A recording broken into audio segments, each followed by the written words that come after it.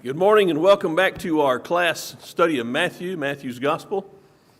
Welcome to everybody online, wherever you might be tuning in. We appreciate you being with us today as well. We're back in chapter 20. And for this morning, I need 3 readers. I need somebody to read chapter 20, verses 20 to 28. Who would like to read that? All right, Larry. And then chapter 20, 29 to 34, that'll finish out the chapter. I see, is that Shannon? And then 21, 1 to 11. And that'll finish up our reading to begin our classes. Janie, all right. We got 3 good readers. We're in the 20th chapter of Matthew's Gospel. We're going to start in verse 20, read through the end of the chapter, and then pick up the first 11 verses of chapter 21. So let's begin. Begin? Yeah. I'm going through the change of voice and all that stuff, so I'm just reaching that stage. Then the mother of the sons of Zebedee came to Jesus with her son, bowing down and making a request of him. He said to her, "What do you wish?" She said to him, "Command that in your kingdom these 2 sons of mine may sit, one on your right and one on your left." But Jesus answered, "You do not know what you are asking. Are you able to drink the cup that I am about to drink?" They said to him, "We are able." He said to them, "My cup you shall drink, but to sit on my right and on my left, that is not mine to give, but it is for those for whom it has been prepared by my Father." And hearing this, the 10 became indignant with the 2 others. But Jesus called them to himself and said, "You know that the rulers of the Gentiles lord it over them, and their great men exercise authority over them. It is not this way among you, but whoever wishes to become great among you shall be your servant, and whoever wishes to be first among you shall be your slave. Just as the Son of Man did come to be served, but to serve, and to give his life a ransom for many."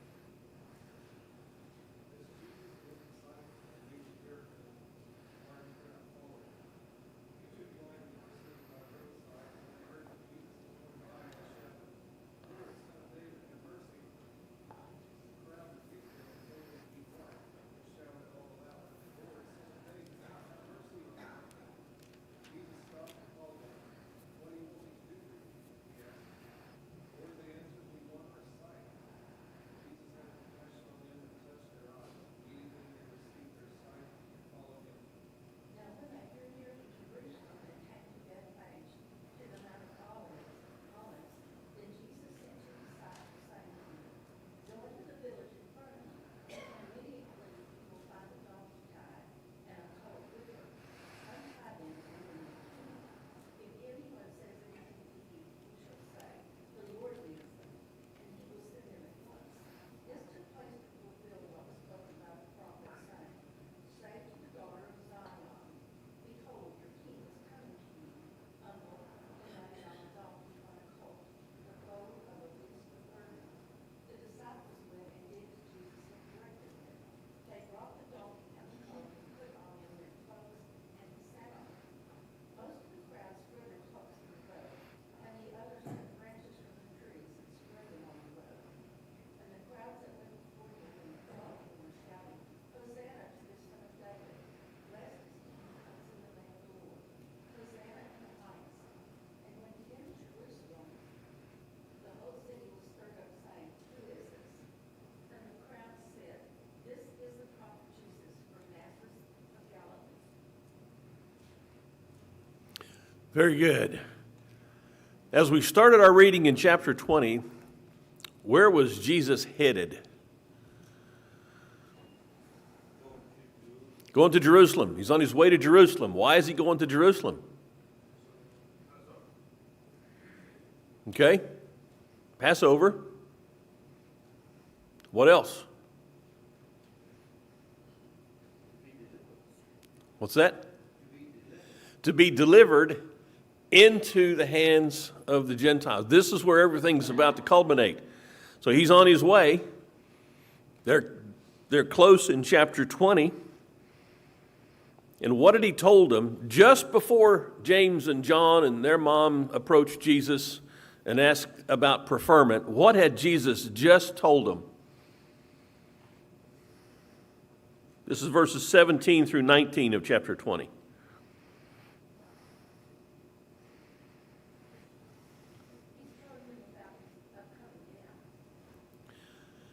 We're going to Jerusalem, and what's going to happen in Jerusalem? Oh, I'm going to be arrested. I'm going to be mocked. I'm going to be put on trial, and then I'm going to be crucified, and then I'm going to raise from the dead on the third day. Okay, Jesus, well, here's what we want. We want to sit on the right and on the left of you when you're coming in your kingdom. Now, I don't know how much time transpired between verse 19 and verse 20.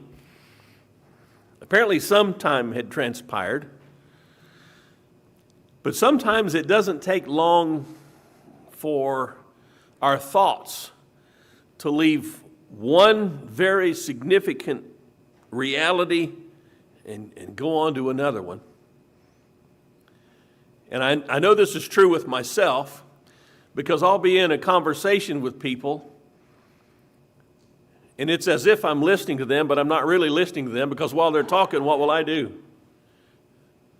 I'll start talking. Now, the way a conversation works is you talk, and when you're done, I get a turn.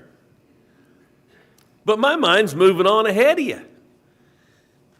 And it's not like I consciously think this or say this, but subconsciously, it has to be this way that I'm thinking, well, what I've got to say is more important than what you've got to say. Otherwise, I wouldn't interrupt you.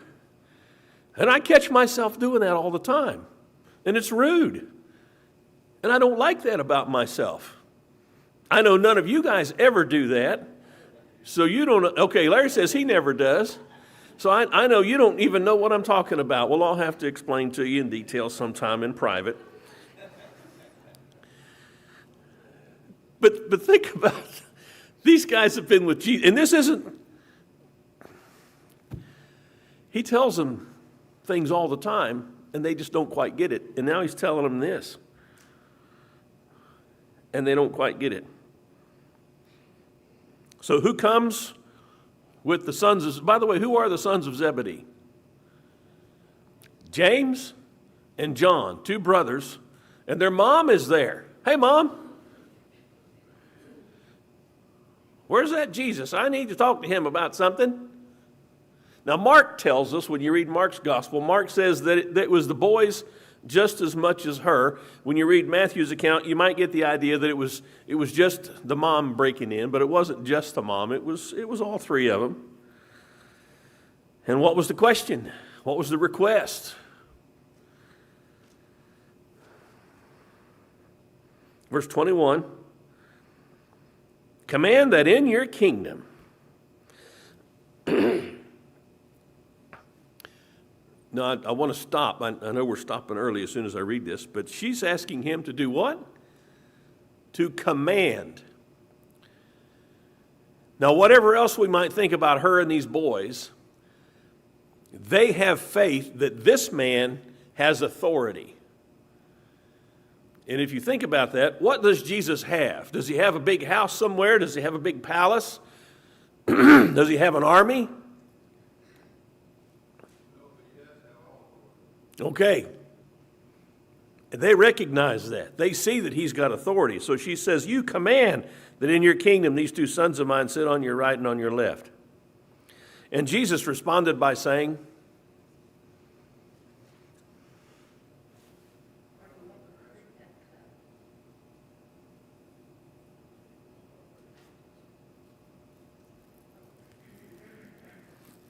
he responded by saying, I need a cough drop. Said, you don't know what you're asking. Was he right? Oh yeah, he was right. You've heard the saying, be careful what you ask for. There's a reason why that's a saying. There's a reason why we repeat that. Because we often ask for things and we really don't understand what we're asking and what's implied and what's going to follow with what comes with that. And he says this to her, "My cup you shall drink.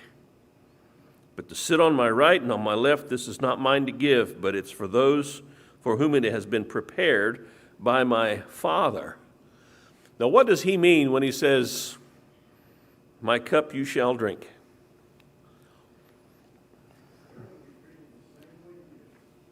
They're going to be treated the same way he is. And that's what he had said earlier. He said if they've called the master of the house Beelzebub, what are they going to call those who follow the master? Whatever they do to me, they're going to do to you. Slave's not above his master. If you follow me, Paul would later write to Timothy, all those who live godly in Christ Jesus shall suffer persecution. Now that passage is uncomfortable for me in two ways. Number one, I don't want to be persecuted. Number two, I'm not really being persecuted. Well, in the sense of people who have been persecuted in the past. It's obvious why the first one makes me uncomfortable. Anybody here want to go to jail?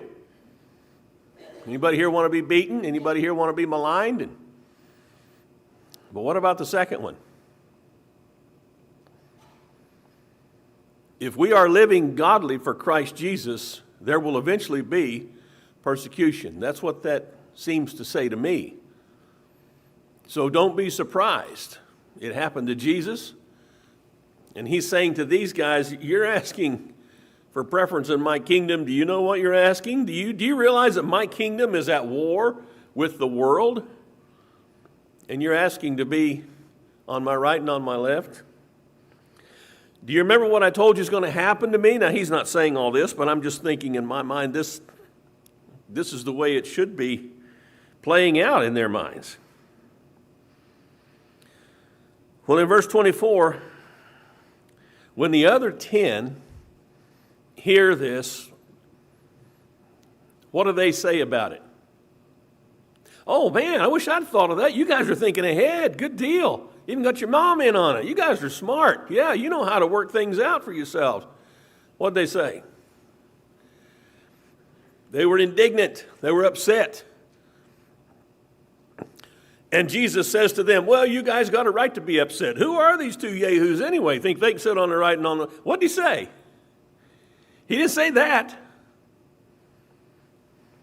He called them to himself. Now, I want you to think about that. Why would you call people to yourself?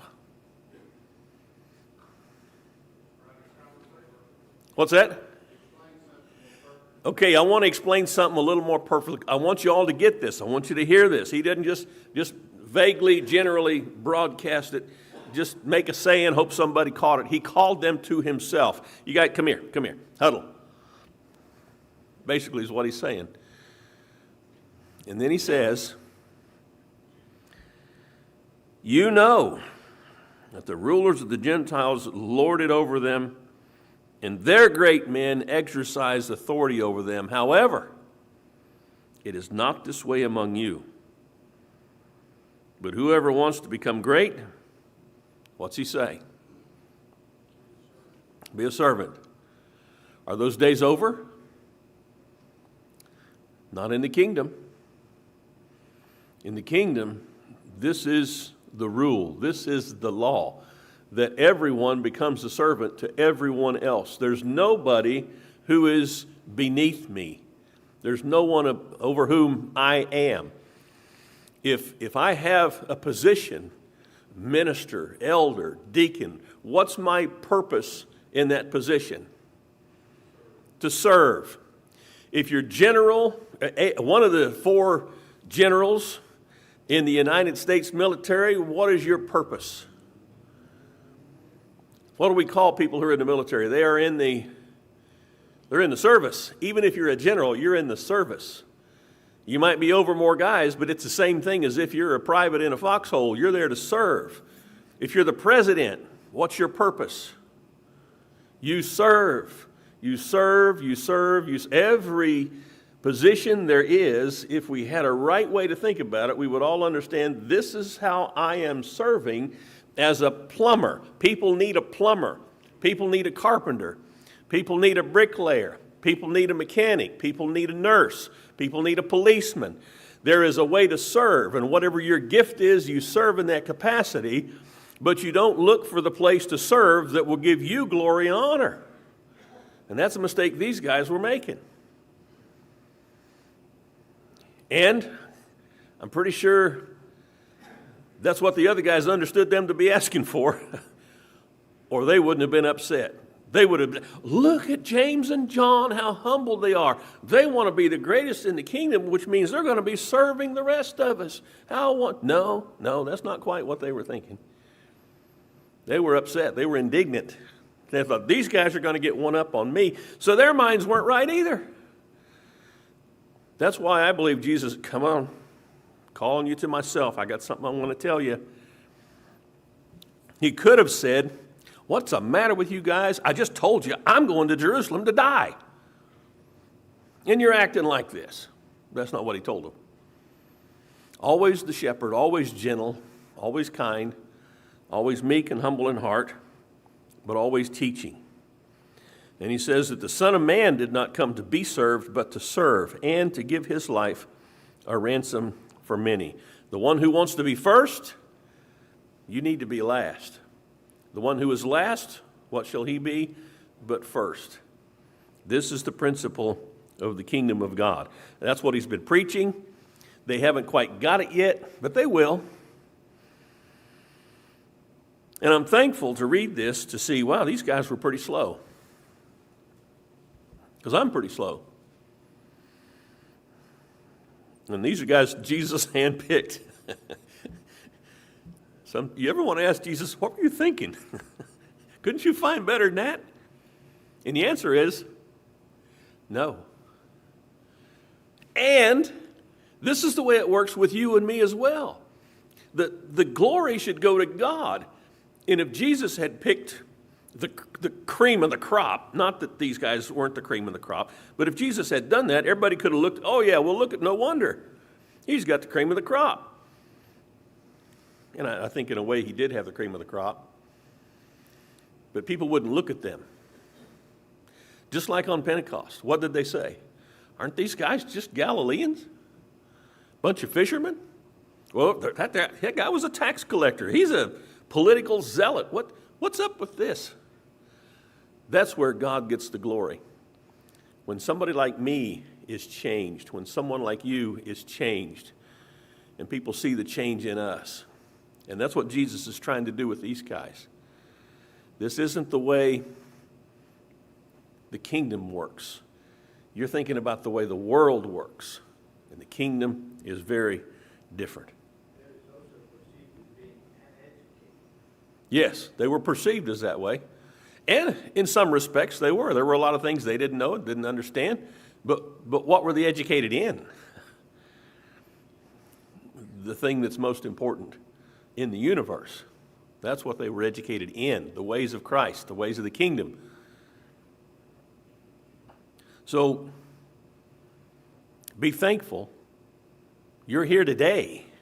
Be thankful that you're able to read and understand this gospel of the kingdom for yourself. This will set you higher than any other teaching you could gain in this life. Think about that. There isn't anything you could be studying, nothing you could be reading that would be more beneficial to you than this right here. I don't care what else it might be. If you found an online violin course that could make you a professional violinist in 5 minutes, it wouldn't even compare with this. If you found some miracle drug that would cure cancer, well, that would be great, but it wouldn't compare with this. No matter how many times you cure cancer, what's the patient going to do in the end? He's going to die. And then where will you be? This is it. This is what we need. Verse 29, they're leaving Jericho. A large crowd followed him. Now we read that, but there's nothing that tells us why a large crowd was following Jesus, but can you guess? I mean, he's been in this ministry for about 3 years now. He's been teaching, and people have said of his teaching, what? Man, this guy teaches like one who's got authority. He's not like the scribes of the Pharisees. What else is he doing while he's teaching? He's healing the sick. He's curing leprosy. He's giving sight to the blind, and he's about to do it again. So people are following him. 2 blind men sitting by the road, hearing that Jesus was passing by, cry out, "Lord, have mercy on us, Son of David." The crowd, what'd the crowd do? Do you remember the little children just a little while earlier? People were bringing the little children to Jesus, and what did the disciples do? They said, "Get those kids out of here." And Jesus rebuked them. He said, "Suffer those little ones to come to me." And so these 2 blind guys are crying out, "Have mercy on us, Son of David." The crowd tells them to be quiet. The crowd's often wrong. Always be wary of what the crowd says. Even when you think they're right, still be wary. Be wary of what the crowd says. Jesus stopped and he called them. And what did he say?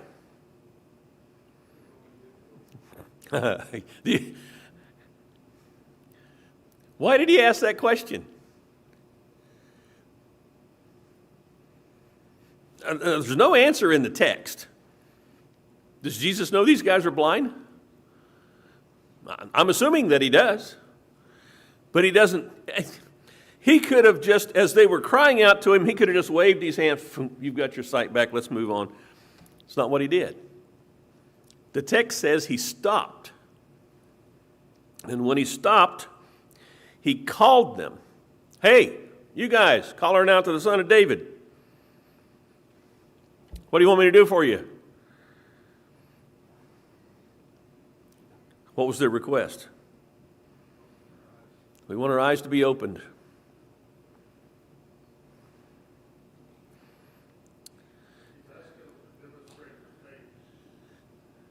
Okay? There's something about that question of Jesus. What do you want me to do for you? Because when you're faced with that, you have to give an answer. What do you want me to do? Every time we pray, it's a request we're making God, saying, "This is what I want you to do." And how many times have you in prayer told God what you wanted, and then you backed it? "Well, I think that's the best thing to ask for. I'm not sure. Maybe I want this. Maybe I want that. What do you think, Lord?" Have you ever asked him, "What do you think about what I'm asking?" Make an adjustment. We even do that in restaurants. "Is your salmon any good?" Have you ever had a server look around to see if any management was looking and say, "I wouldn't get that"? Boy, there's some times I wish they'd told me that. I need some inside information here. Jesus asks, "What do you want me to do?" And he's always wide open to you and me every day. What do you want me to do for you? You remember the prodigal son? Who's upset when the prodigal son comes back? The other brother. What did the father tell the other brother? "Everything I'm giving him, you've always had.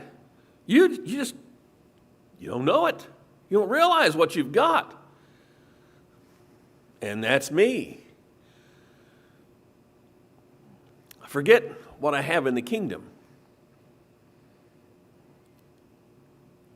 And what I have in the kingdom is the power that Jesus is about to use for these guys. Moved with compassion, and there's the power, Jesus touched their eyes, and immediately they regained their sight and followed him. This is the God of the universe who spoke everything into existence, and he has compassion for these 2 guys, and he's got compassion for you. You're struggling to make it through life every day. You're trying to make good decisions. You're trying to do the right thing, and you fail, and you fall on your face.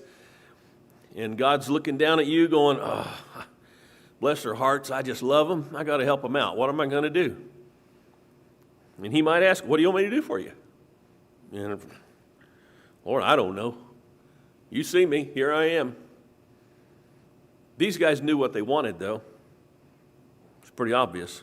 We want our eyes to be opened. Is there any further message to that request? You go back through the chapters, how many times have people not been able to see it?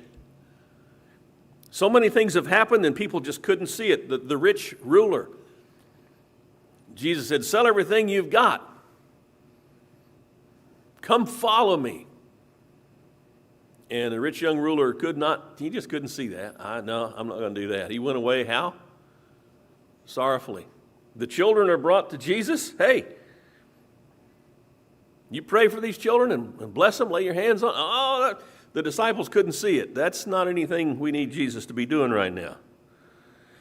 All back through these pages, you see, people couldn't see it. The Pharisees are asking, is it just to divorce your wife for every cause? And you don't see it. Go back to the beginning and read what it said at the beginning. One man, one woman for life. Back to the beginning. You don't see that. Your hearts are hard. And here we are in the 21st century, and we still don't see it, do we? We're trying. We're trying. These guys get their eyes opened. What do they do when they get their eyes opened?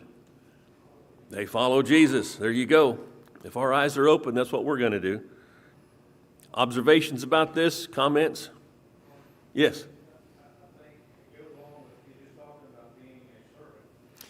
Yes. And he told them in the earlier chapter, I'm going to go to Jerusalem and what's going to happen. You know, that would be weighing on his mind and somebody there. What part of his ministry was coming up?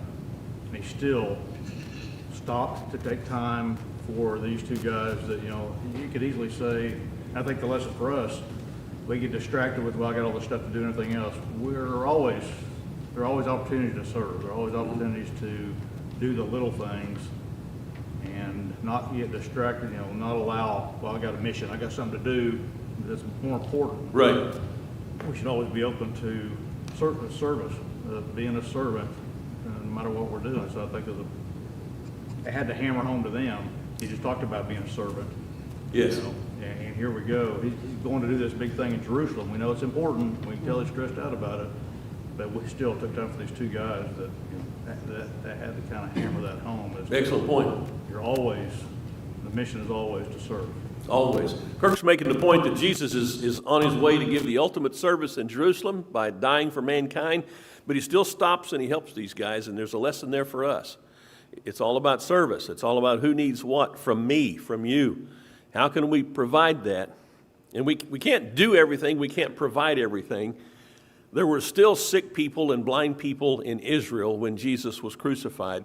But where we see him with them, he always does something about it. He never walks away from anybody without giving them something.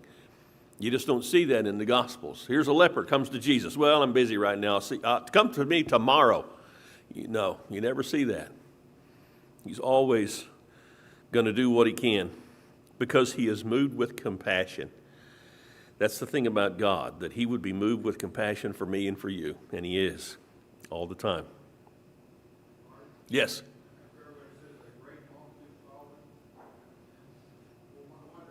Did they follow him just to see what was going on right now? These people's eyes were open and they followed him. And it sounds like to me like when we accept Christ as the first Savior and baptized and follow him, it is a lifetime commitment. Some people will follow for a while. We even see that in the church today. They come, they're baptized and then say, they follow for a while and they fall away. It doesn't say this guy fell away, but he's following. Just an example for us to follow Christ in our walk of life to the end. Yes. We're always looking for answers, and we're always looking for a way of doing things that will give us the answers. So I think about the lives of these guys in the crowd following Jesus. They're following because they've either heard something that's really impressed them or they've seen something that's really impressed them, maybe multiple of both. and they're following Jesus. And then what's about to happen in Jerusalem? He's about to be crucified. You got to wonder what's happening in the minds of these two guys especially. Man, this is the guy that gave me my sight back, and now he's dead. Couple of things about that. Number one, well, why would anybody kill a man who will do these kinds of things for people?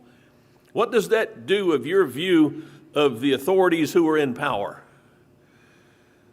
I don't know if I'm going to trust these guys. Here's a man gave my sight back. Somebody else, here's a man raised my loved one from the dead. Here's a man, he cured me of leprosy. Somebody else, the woman who was cured of her issue that she had, was it 18 years? She had that issue? And it was 12 years? Okay. All these folks, well, I don't know if all of them, but a lot of them would still be there when they heard about Jesus' crucifixion.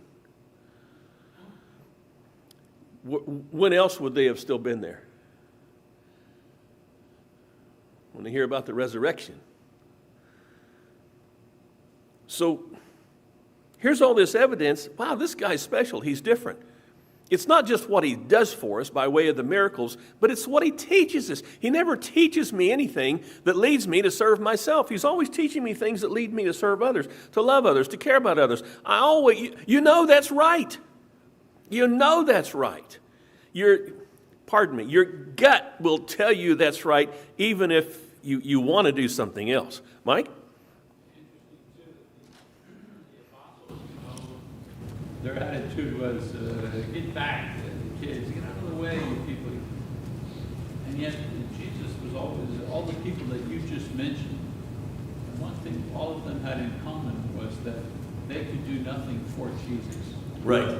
You know, socially or financially or move the cause ahead. They were all people that could do nothing on his behalf.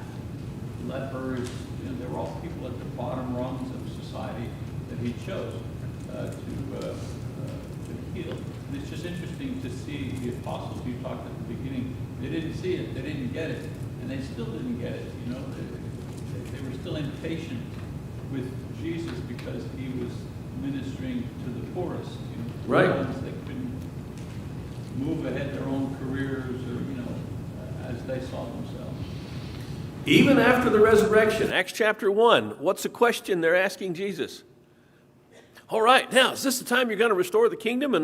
And what was Jesus' response? It's not for you to know the times or the seasons that are in the mind of the Father. And I got to wonder, were they asking that because now Israel's going to be a great nation again? Or were they asking, did they really have an understanding of the kingdom? I think it was still coming. Still coming. Oh, Preston, yes. When you see that picture that you painted in the Bible about, when we're talking about that verse, that Jesus asked them, what would you have me do for you? Right. And then it gives a picture of what's in their heart. It gives a picture of God talking to people as man to man. And I think about the passage in Chronicles, 2 Chronicles, where God asked Solomon, you know, what would you have me do for you? And of course, it shows what was in Solomon's heart. Right. You know, I want wisdom to lead your people. And God replies, you know, he doesn't lie. We can look at that up. I think it's 2 Chronicles 1:7. You can start to read that conversation. And it gives you that thought. How many times did Jesus ask someone a question? Or you look back at how many times did God ask man before Christ came? You know, and you start to see like exactly what you're pointing out, he's teaching. You know, you don't know what you're asking, but he responds to the question that they've asked him. Right. Right to that hand. You don't know what you're asking. It's like he's trying to teach them, to show them what to ask for, and to show them what's in people's hearts. And then when we speak from our heart. You know, it's what's in our hearts, what comes out of our mouth. You know? And it's just a really good image. I think about a family that doesn't go to church, that's got kids. And I think about those kids living in the family, whether it could be a bad situation. And then mom and dad embrace Christ. And the change that happens to those children, and they get to see their mom and daddy, and what takes effect, and how that will not only helps the mother and father, but points the children toward Christ. You know, you talk about the change that happens, and the people that he chose, whether it be the cream of the crop or, you know, and everybody's got their own opinions about that. But it's just such a vibrant picture that's painted in this lesson. It's really contrast. And it seems like this is what God has been doing through the ages. Wherever people have been, God takes them where they are, and He brings them along.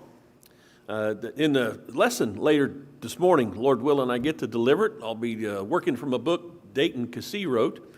And one of the things Dayton said in the book was, the devil is always trying to break us, but God is trying to make us. So even though our brother's gone, he's still talking to us. And that's exactly what you see when you start in Genesis. God trying to make man, not make him do, but to make him into someone that man himself, that woman herself will be proud of and will know, wow, I'm doing the right thing. I'm where I need to be and being who I need. That's what God does. He brings us along. Just like we try to do with our children.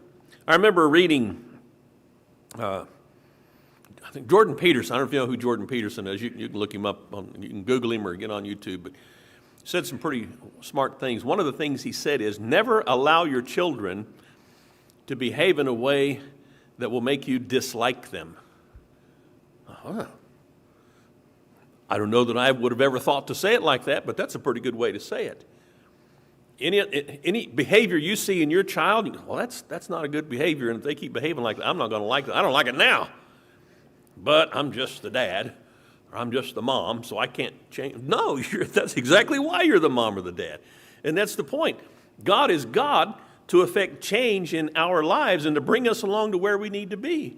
If He didn't do that, He'd be irresponsible.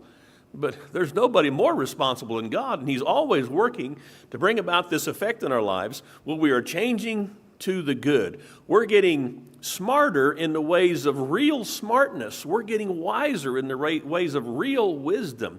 We're getting more disciplined in the things that matter. It's always bringing us along to a better way. It's not always comfortable. It's not always fun. But the end result, how did the Hebrew writer put it? The peaceable fruit of righteousness. I think that's what he said that was all about. God is working with you and me, and He's bringing us around to the point where we will bear fruit that will benefit us and everybody around us. That's what He's doing with these guys. That's what He's doing with me. That's what He's doing with you. And did you ever feel like that tree that the master was going to tear it down? And what did the gardener say?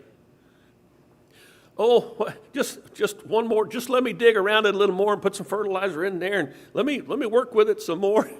Sometimes I wonder if God doesn't have angels who were arguing with Him about me. Just let me work with the boy a little bit longer, a little bit harder. We'll get him. He'll come around. And when the Lord walks away, the angels are going, oh man, I don't know. But that's us. That's all of us. We're just that way. But God is patient, and He's loving. And as we see here, He's moved with compassion. That's what He is for you. That's what He is for me, trying to bring us around. Has there been a bell? There's been one bell. All right. Well, we won't go into chapter 21 then. But I want you to consider this. By the way, when He gets into Jerusalem, what's the first thing He's going to do? Where's He going to go? Straight to the temple, and He's going to cleanse it. Keep that in mind. He's going up to Jerusalem to give His life as a ransom for many. And when He gets there, He goes into that temple, and He throws out everybody who's not supposed to be there. And That's what he's trying to do with me too. That's what he's trying to do with you as well. He wants to come into our hearts, into our minds, and he wants everybody to be put out by us who doesn't belong there in this, the temple of God. Anyway, Lord willing, we'll talk about that next week. I appreciate your kind attention and all your comments, and Lord willing, we'll come back to this chapter 21 next week. We all good? All right.